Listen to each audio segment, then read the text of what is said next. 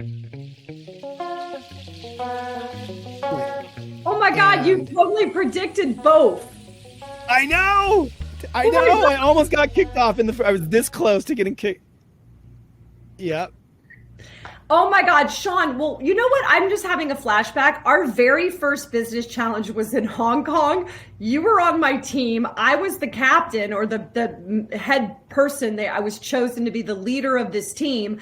And I'm looking at my, 6 or 7 people. I don't know. I'm in Hong Kong. I've been given this challenge. And I remember you look like this surfer guy and you go, I happen to speak fluent Mandarin. I was like, what?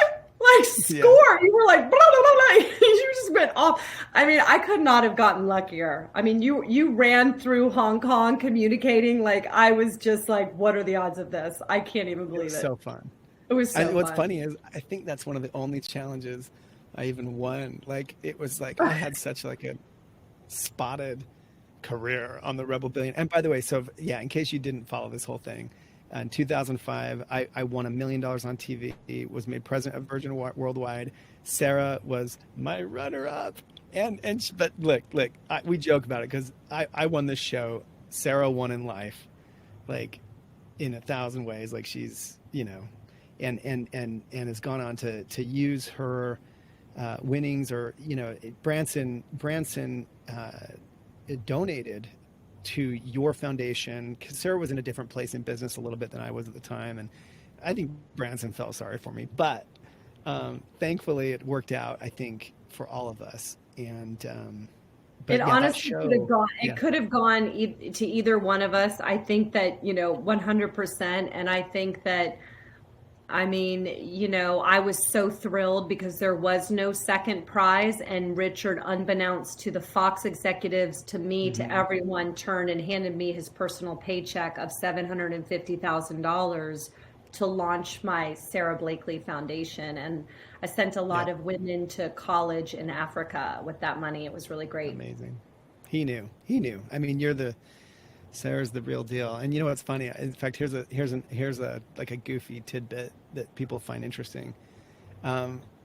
Because months went by. I'd won the show, had all this media, of course, press. I'm flying around the world working with Richard's CEOs and getting back to obviously running Lovesac at the same time. And we're kind of wondering, like, when does my $1 million show up? Because he gives me this check on TV, but it's like, just for TV.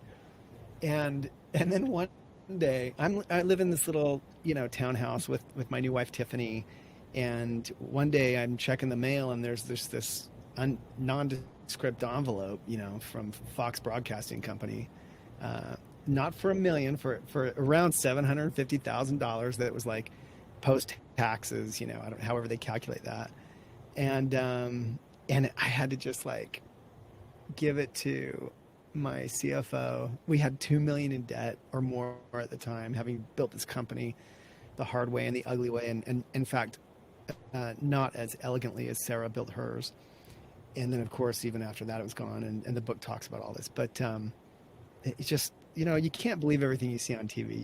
You got to take everything with a grain of salt. You can't compare yourself to anyone, because you never know. At the moment Branson handed me that check on Necker Island, I was so excited, of course, but I was simultaneously like underwater so far.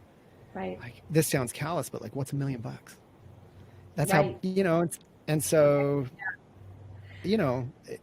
lots of learning. So I'm going to put you on the spot for a second about your time with me. Like, what, and I want to answer this about you, but like, how would you describe me just from that experience? Like, what observations, because people are always asking me to say, like, what are the 3 things that I feel like, or, and I feel like that you got a real hardcore glimpse of who I am and how I operate and all of that. Does anything stand out? And then I'll share that with you. And if nothing stands out, that's okay too. No, of course. Give me a break. No, I that's interesting. First of all, you nailed it out of the gate. Like, people like you are special in that you have this bias for action that you may not even totally be aware of. I mean, we've been talking about it, but it's just who you are. And I think sometimes that can be intimidating for others who may not have that. But I do believe that almost everything can be developed. And that's the whole reason for me even writing this little book I've written is I think all these things can be coaxed out of almost anyone who's willing to try. But everyone has natural, and so secondly, of course, you're charismatic and electric in your own way, and you know this, and I love that you did. You're so brave, and I think low ego. You know, you're willing to put yourself out there, be silly. You were a stand-up comic. I know. I've learned this. You know, even for a minute, it's like I used to perform. I used to be in a cover band and play on stage. You know, I think like somehow I think people like you or you and I have this willingness to just sort of put it out there, and if people don't like it, like Right. whatever. But we learn from that. I think we feed on that, and so you have that, and I think also what made you stand out. I mean, because there were a lot of contestants and also just people on the earth, but of course Sara Blakely is well, a true one and only. But you're a very good person. You know, I think that I believe that, and I know that, and I think that in the era, I talk about this a little bit in my book as well. In the era of, because I was not always a very good person. I think I was a hothead when I was young, and in the era of Steve Jobs, and around the time you knew me, in fact, Sara, like I hopefully grown up a lot since then. But in the backlash of like Steve Jobs and a bunch of different things in the last couple decades, kind of excusing bad behavior as if it's some kind of rite of passage, even like more recently, unrelated, but excusing poor business models that can't make money ever. Right. Under the auspices, well, Amazon did it, you know, and all it does is like create all this carnage for, and it makes us look bad because we are, you know, we're capitalists, we're entrepreneurs, we're associated with these movements, and the movements are all twisted. And anyway, I'm kind of going on, but I think you represent the real deal, and in all those ways, as a whole person, as a mom, of course, and that's why you're so well loved, and people follow you. Well, thank you so much. And, you know, brave is something that I really, you know, feel about myself, because all those challenges we were asked to do, you know, and saw firsthand, they legitimately terrified me. Like I had to pull on courage, like, you know, to do a lot of those challenges. But I do think that also I lead with a lot of feminine energy and feminine principles. And I feel like we're all masculine and feminine. We all have both in us energy wise.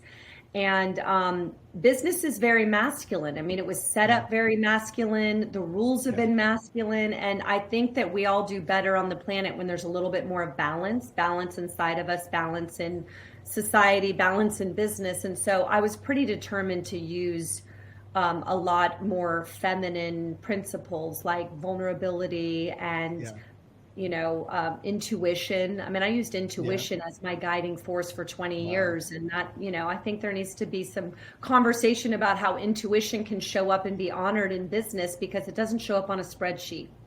You know, well, it's you know, not, it's not data. It shows up in my book. I talk a lot about it.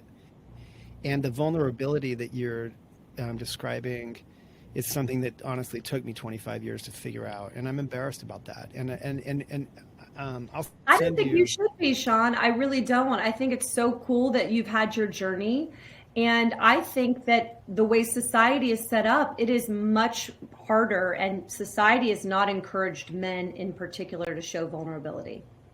Yeah. So yeah, it's a great insight that you are digging into. And I mean, side note, you'll be happy to maybe happy, and you probably don't know this. I consider in many respects Lovesac as a woman-led organization now. So my primary business partner, my president and COO, is Mary Fox, who is amazing. And in fact, you know, we have, by employee count, I mean, we're at majority female, and I have all of the genuine respect for all the things that you're describing and more. You know, a lot behind the. I mean, there's not long enough, right, for you to probably you could probably teach a master class on, the power of femininity and the power that is behind that. And you're a big advocate. So maybe tell us more about that. Maybe from also back, just to keep us on topic, like from a just do something perspective. How do you think about your advocacy for women? I mean, that's a perfect example on, just do something.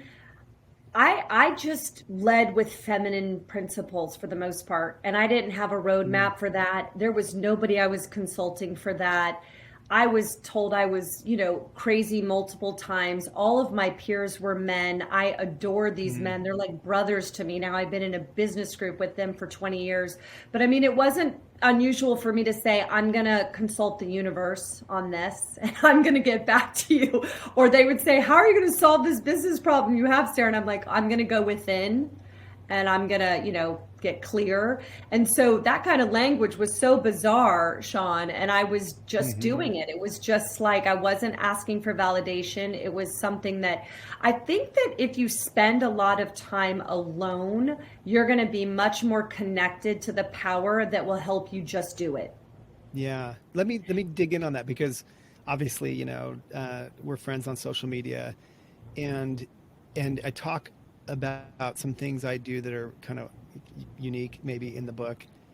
I noticed like you've checked yourself into a hotel, into a hotel a couple times. And you're a little bit vague on sometimes what you're actually doing, but my guess is you're going there and thinking and decompressing, maybe planning strategy. Like, tell me, I don't know if you don't mind, like, I know it might be personal, but no, I'm 100% doing that. I take quarterly think vacations and I go away for 2 or 3 nights.